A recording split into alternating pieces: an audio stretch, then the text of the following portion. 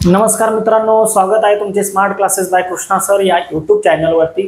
आपण आज क्लास 10 चा मॅथमॅटिक्स पार्ट 2 चा चॅप्टर क्रमांक जो दुसरा आहे त्याच्या आपण काल बघितले होते थेरम, आणि आज आपल्याला बघायचा आहे सॉर्ट एक्झाम्पल।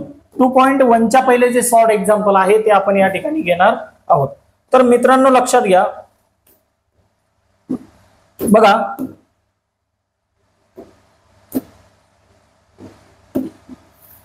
त्या ठिकाणी क्वेश्चन दिलेला आहे तुम्हाला see figure 2.11 in triangle ABC. Angle B दिलेला आहे तुम्हाला, अँगल बी दिलेला आहे 90 डिग्री, अँगल ए दिलेला आहे 30 डिग्री, आणि एसी ची व्हॅल्यू आपल्याकडे आहे, हायपोटेनसचं जे माप आहे ते आहे आपल्याकडे 14। Then find AB and BC in triangle ABC. या त्रिकोण एबीसी मध्ये आपल्याला काय करायचं आहे, तर एबी आणि बीसीचं माप आपल्याला या ठिकाणी काढायचं आहे। तर लक्षात घ्या मित्रांनो, या ठिकाणी आपण लिहायचं आहे गिवन डाटा। गिवन डाटा काय दिलेली माहिती लिहायची आपण, काय दिलेलं आहे, in triangle A B C त्यामध्ये काय दिलेलं आहे, angle B is equal to 90 degree दिलेला आहे, angle A is equal to 30 degree दिलेला आहे, आणि एसी ची व्हॅल्यू दिलेली आहे 40। बघा फाइंड करायला सांगितलं आपल्याला त्यांनी, फाइंड एबी आणि दुसरा दिलेला आहे बीसी। तर या दोन ए आणि एबी आणि बीसी च्या किमती आपल्याला या ठिकाणी काढायच्या आहे। तर मित्रांनो लक्षात घ्या, या ठिकाणी सोल्युशन लिहायचं, आणि सोल्युशन नंतर आपण काय करणार, त्या ट्रायंगल मध्ये बघा काय दिलेलं आहे आणि काय सोडवायचं आहे। तर बघा एबीसी चे माप दिलेले 30 अंश कोणासमोरची बाजू बीसीबी आणि 60 अंश कोणासमोरची बाजू एबी येणार आहे। मग ह्या बाजू आपण याला विचारात घेऊन 30, 60, 90चं जे प्रमाण आहे त्याचा आधार घेऊन आपण याला सॉल्व करू शकतो। तर बघा काय करायचं, अपोजिट साइड कोणाची 30 डिग्रीची, अपोजिट साइड 30 डिग्री अँगल काय आहे, अपोजिट साइड 30 डिग्रीच्या अपोजिटची, तर ती येईल बीसी। म्हणजेच BC is equal to 1/2 half of the hypotenuse. कर्णाच्या ती अर्धी असते म्हणून कर्ण म्हणजेच कोण आहे आपला, तर कर्ण आहे आपला एसी, म्हणून 1/2 इंटू एसी। मग बीसी ची व्हॅल्यू आपल्याला काढायची आहे, BC is equal to 1/2 into, आता बघा एसीचं माप आहे आपल्याकडे, काय आहे एसीचं माप, तर बघा एसी इज इक्वल टू किती आहे 14, म्हणून या ठिकाणी आपण घ्यायचं आहे 14। 2 1 जा 2 आणि 7 2 जा 14, म्हणजेच बीसीचं माप येईल आपल्याकडे, बीसी इज इक्वल टू 7 1 जा 7, म्हणजे बीसी ची किंमत येते 7। याच पद्धतीने आपल्याला अजून दुसरी किंमत काढायची आहे, ती म्हणजे एबी। मग आता 60 अंश कोणासमोरची बाजू कोणती येईल, तर एबी येते, म्हणून अपोजिट साइड 60 डिग्री अँगल काय येते, तर AB is equal to under root of 3/2 into hypotenuse काय आहे, तर एसी, म्हणून या ठिकाणी एसी घेऊन टाकायचा। म्हणजेच एबी बरोबर अंडर रूट ऑफ 3/2 इंटू, आता एसी ची व्हॅल्यू आहे आपल्याकडे 14, किती आहे एसी ची व्हॅल्यू 14, म्हणून या ठिकाणी 14 घ्यायचा, 2 1 जा 2 आणि 7 2 जा 14, म्हणजेच या ठिकाणी एबी ची किंमत येईल, AB is equal to 7 under root of 3। अशा प्रकारे आपण एबी आणि बीसी ची किंमत या ठिकाणी काढलेली आहे। तर तुम्ही काय करा, या क्वेश्चनचा स्क्रीनशॉट काढू शकता।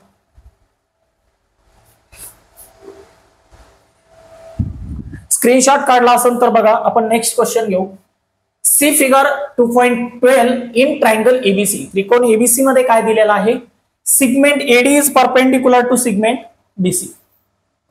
बघा आता काय केलेलं आहे, बीसी जे दिलेला आहे हा एडी त्याच्यावर एक लंब टाकला, आणि एडी लंब टाकल्यामुळं हा एक काटकोन त्रिकोण तयार झाला एडीसी, आणि दुसरा तयार झाला एडीबी।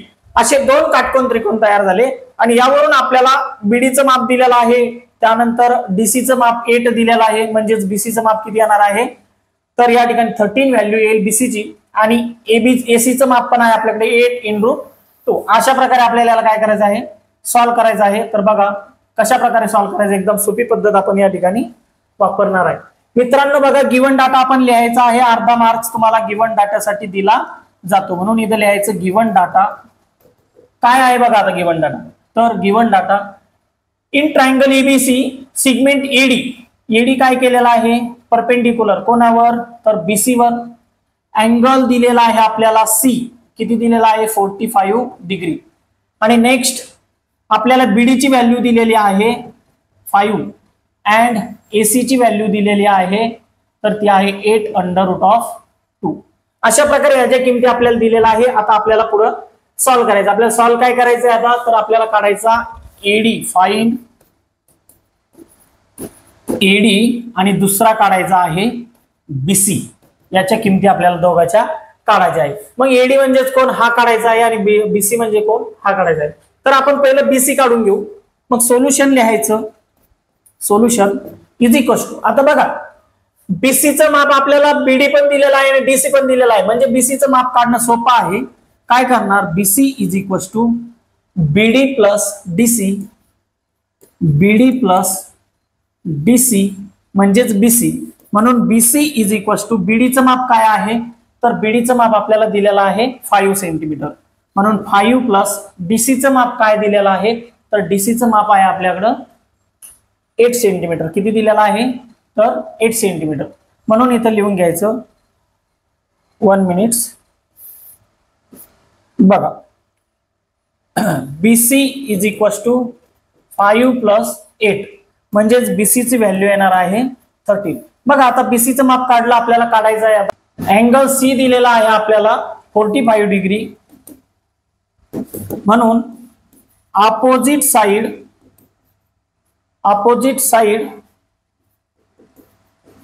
ऑफ 45 डिग्री अँगल काय येईल, 45 च्या अपोजिट साइड, तर 45 च्या अपोजिट साइड येणार आहे एडी. म्हणून इथं लिहायचं AD is equal to 1/√2 into, आता कोण असतो इंटू, हायपोटेनियस. हायपोटेनियस कोण आहे, तर तो आहे एसी. म्हणजेच AD is equal to 1/√2 into, आता एसीचं माप दिलेलं आहे आपल्याकडे 8√2. √2 कॅन्सल करायचं आणि एडीची व्हॅल्यू या ठिकाणी येईल 8. काय येईल, 8. अशा प्रकारे हा क्वेश्चन या ठिकाणी लिहायचा. आता डायरेक्ट पण आपण सांगू शकतो, हा जर 45 चा दिला असेल आणि हा 90 चा होता, तर हा पण कितीचा असणार आहे, 45 चा. 45 च्या अपोजिट साइडचं व्हॅल्यू किती आलं, 8 आलं. म्हणजे याचं पण किती असणार होतं, 8च असणार होतं. परंतु आपल्याला अशा प्रकारे लिहायला लागतं, त्यावेळेस तुम्हाला बोर्डाला मार्क्स मिळतात. झाला असेल तर स्क्रीनशॉट काढून घ्या. नेक्स्ट क्वेश्चन आपल्याला बघायचं. बघा तर मग नेक्स्ट क्वेश्चन आहे आपल्याकडं, in figure 2.13 angle PQR 90 degree. बघा हा पीक्यूआर किती दिलेला आहे, 90 degree. Segment QN is perpendicular to segment PR. बघा क्यूएन परपेंडिक्युलर ड्रॉ केला तो पीआर वरती, आणि पीएन ची व्हॅल्यू आपल्याकडे 9 आहे, एनआर ची व्हॅल्यू 16 आहे. तर फाइंड आपल्याला क्यूएन काढायचा आहे. मग आपण गिवन लिहू शकतो. तर गिवन इज इक्वल टू काय दिलेलं आहे, given angle Q is equal to 90 degree. त्याचबरोबर QN is perpendicular to PR, आणि पीएन ची व्हॅल्यू आहे आपल्याकडे 9 आणि एनआर ची व्हॅल्यू आहे 16. आपल्याला फाइंड करायचं आहे. फाइंड काय करायचं आहे, तर क्यूएन म्हणजेच एन क्यू आपल्याला फाइंड करायचं. Solution QN square is equal to PN into NR. आपण हे कुठून घेतलं तर लिहायचं जिओमेट्रिक मीन. जिओमेट्रिक मीन. मग आता या ठिकाणी QN square as it is लिहायचा. पीएन ची व्हॅल्यू आहे आपल्याकडे 9, म्हणून 9 इंटू एनआर ची व्हॅल्यू आहे आपल्याकडे 16. या ठिकाणी घ्यायचा 16. हा स्क्वेअर तिकडे जाईल आणि स्क्वेअर रूट मध्ये दोन्ही किमती येईल, म्हणजेच √9 इंटू 16. यांचं जर स्क्वेअर रूट जर काढलं तर क्यूएन ची व्हॅल्यू येईल, क्यूएन इज इक्वल टू याचा स्क्वेअर रूट येईल 3 आणि याचं येईल 4. म्हणजेच क्यूएन इज इक्वल टू 4 3 जा 12. अशा प्रकारे क्यूएन ची व्हॅल्यू किती येणार आहे, तर 12. या ठिकाणी हा क्वेश्चन चांगल्या प्रकारे लिहून घ्या किंवा स्क्रीनशॉट काढा. नेक्स्ट क्वेश्चन बघा. क्वेश्चन आहे see figure 2.14 in triangle PQR angle PQR is equal to 90 degree and angle PQR is equals to 90 degree. Segment QS is perpendicular segment PR. Then find X, Y आणि Z. X Y आणि Z ह्या किमती आपल्याला या ठिकाणी काढायच्या आहेत. तर लक्षात घ्या या ठिकाणी काय दिलेलं आहे तर बघा पी क्यू आर ट्रायंगल दिलेला आहे आणि पीएस आणि एस आर ची व्हॅल्यू आपल्याकडे आहे.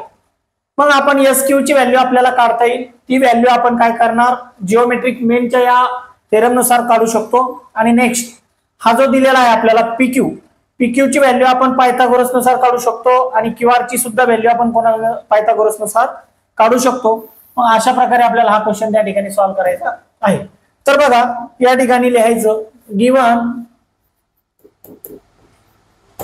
गिवन मध्ये लिहिणार segment QS is perpendicular segment PR. मग आता बघा फाइंड काय करायचंय तर फाइंड करायचं आहे एक्स वाय आणि Z.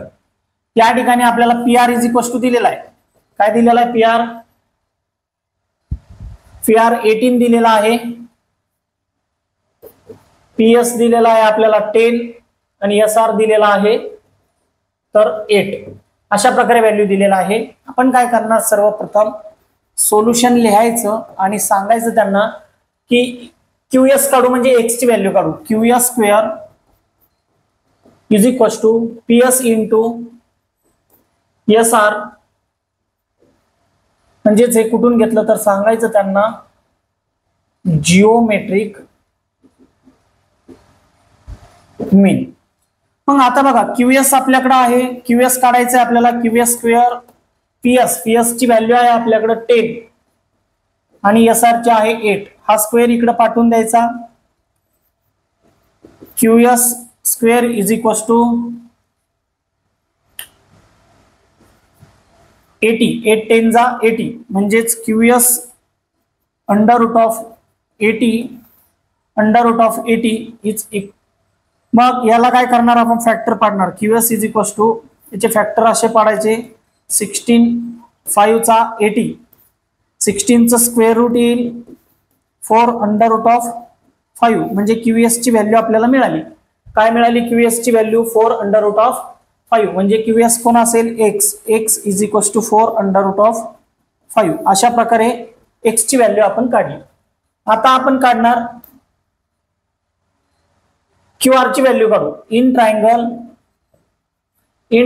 QSR angle S is equal to 90 degree.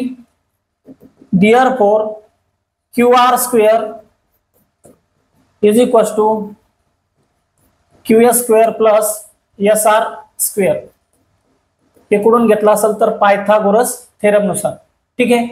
मग आता बघा आपल्याकडे कोणाची व्हॅल्यू आहे तर QR ची व्हॅल्यू आपल्याला काढायची आहे. म्हणजेच QR square is equal to QS ची व्हॅल्यू आहे आपल्याकडे काय आहे तर 4 अंडर रूट ऑफ 5 आणि याचा करायचा स्क्वेअर प्लस SR ची व्हॅल्यू आहे आपल्याकडे 8 चा पण स्क्वेअर करायचा म्हणजेच QR square is equal to आता 4 चा स्क्वेअर 16 होईल.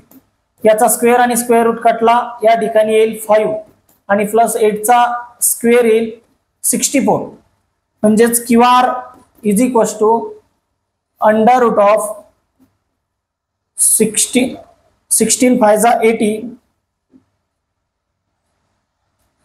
16 5 जा 80 आणि प्लस 64 म्हणजेच QR is equal to under root of यांची ऍडिशन जर केली तर यांची ऍडिशन येईल 144. आता याचं स्क्वेअर रूट जर काढलं तर QR इज इक्वल टू येणार आहे 12. बघा QR ची पण आपल्याकडे व्हॅल्यू आली. आता आपल्याला काढायची आहे QR म्हणजेच कोण तर y इज इक्वल टू 12. आता आपल्याला काढायचं आहे झेड काढायचा आहे. मग झेड ची व्हॅल्यू काढण्यासाठी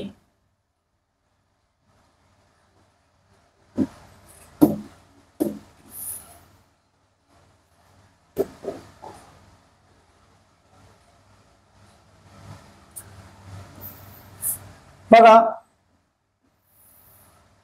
झेडची व्हॅल्यू काढण्यासाठी आपण काय करणार आहोत तर हा ट्रायंगल घेता येतो आपल्याला कोणता PQR. मग घ्यायचा triangle P Q R is equals to 90 degree angle P Q R is equals to 90 degree. मग आता लक्षात घ्या त्या ठिकाणी काय येईल, पी आर चा square is equals to P Q square plus Q R चा स्क्वेअर. आता बघा पी आर चा वर्ग जशाला तसा घ्यायचा. पी क्यू चं माप आहे आपल्याकडे किती आहे, तर पी क्यू चं माप आपल्याला काढायचं आहे. पी आर चं माप आहे आपल्याकडे, काय आहे पी आर चं माप, तर पी आर चं माप आपल्याकडे आहे 18, म्हणून या ठिकाणी लिहायचा 18 चा square is equals to P Q चं माप काय आहे, तर पी क्यू आपल्याला काढायचं आहे म्हणून पी क्यू जशाला तसा. क्यू आर ची व्हॅल्यू काय आहे, तर क्यू आर ची व्हॅल्यू येईल 12 आणि याचा पण करायचा स्क्वेअर. मग 18 चा स्क्वेअर येईल 324 मायनस 12 चा स्क्वेअर येईल 144 is equals to P Q चा स्क्वेअर. मग याची व्हॅल्यू जर मायनस केली काय येईल, 4 मधून 4 गेला 0, 2 मधून 4 मायनस होणार नाही, 12 मधून 4 मायनस केला, 12 मधून 4 मायनस केल्यावर आन्सर येईल 8 आणि 2 मधून 1 मायनस केल्याच्या नंतर आन्सर येईल म्हणजेच 180 या ठिकाणी, म्हणजेच P Q square is equals to 180. आता स्क्वेअर इकडे आल्याच्या नंतर स्क्वेअर रूट होईल 180 आणि पी क्यू. मग याचा स्क्वेअर रूट याचे फॅक्टर पाडायचे,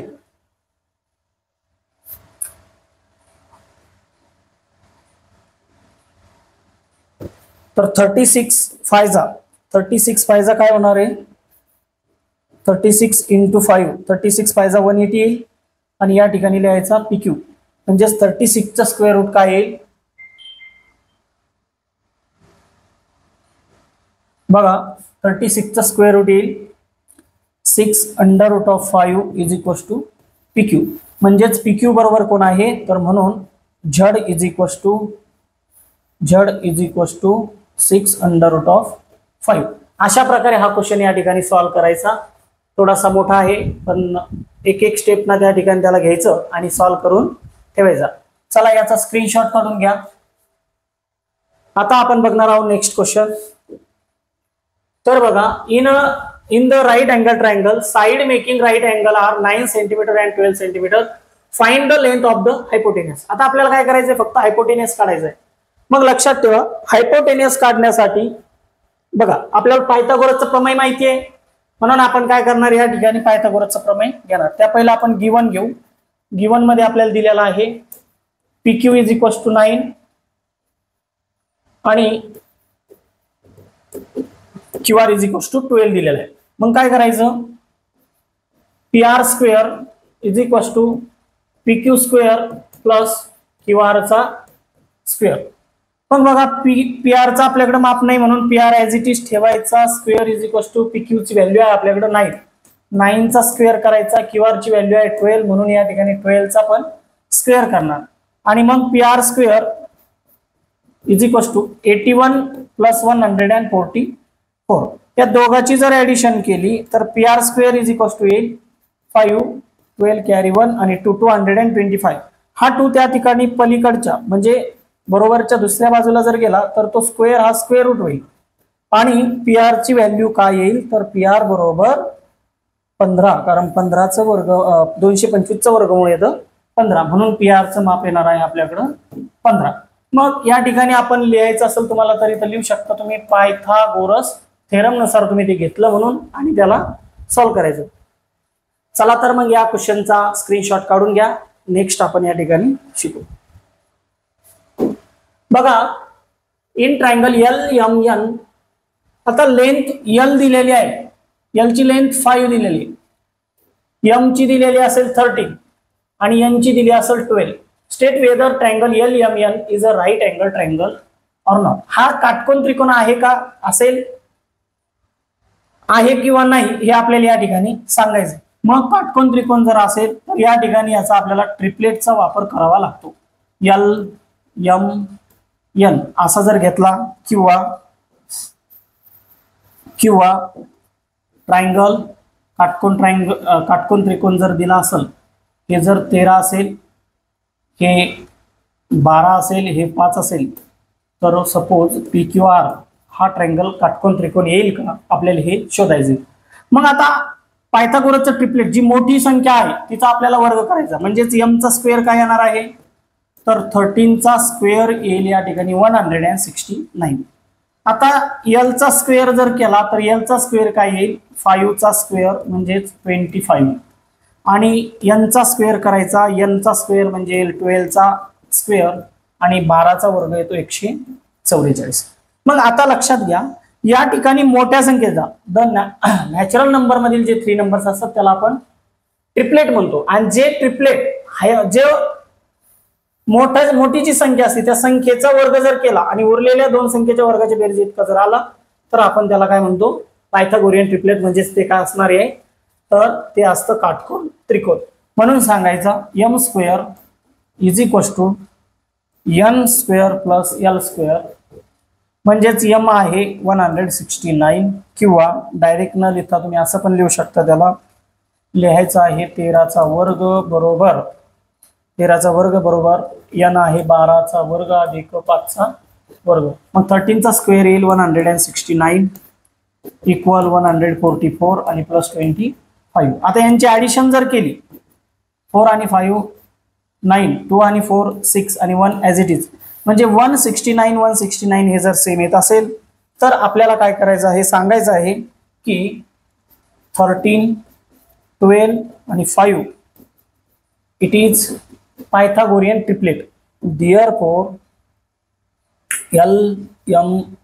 triangle LMN are a right angle triangle. ठीक आहे, अशा प्रकारे आपण हा क्वेश्चन या ठिकाणी लिहू शकतो. अनेक वेळेस पेपरला हा प्रश्न विचारला जातो, परंतु मुलं कन्फ्यूज न होता हा प्रश्न व्यवस्थित सोडवा आणि स्क्रीनशॉट काढून घ्या.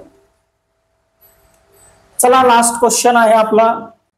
C figure 2.16 in triangle ABC, segment AD is perpendicular segment BC. Prove that AB square plus CD square आणि BD square plus AC square.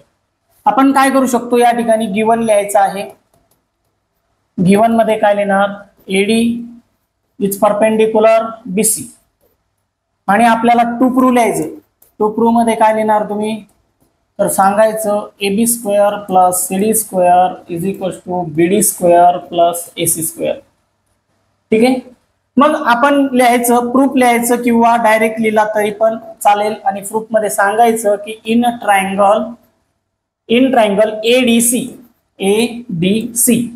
And triangle ADB, या 2 त्रिकोणामध्ये, हा एक आणि हा एक, या 2 त्रिकोणामध्ये आपल्याला बघायचंय. मग काय करणार तुम्ही, ADC मध्ये काय घेणार, AC स्क्वेअर ADC मध्ये, in triangle ADC angle D is equals to 90 degree. Therefore AC square is equals to AD square, AC square plus AC square is equals to AD square plus DC square. मग काय करणार, आता हा AD एका साईडला ठेवायचा, हा जो DC आहे तो काय करायचा, इकडे पाठवून द्यायचा.